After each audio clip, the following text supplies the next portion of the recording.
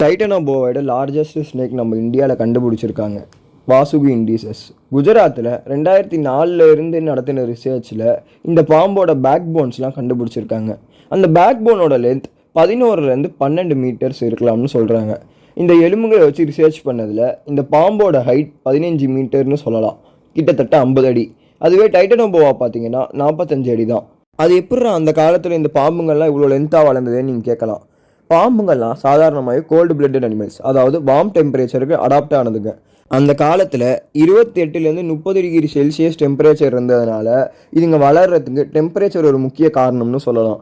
Titanoboa பார்த்தீங்கன்னா aquatic animal, but இந்த Vasuki indices semi aquatic அனிமல்ஸ்னு சொல்கிறாங்க.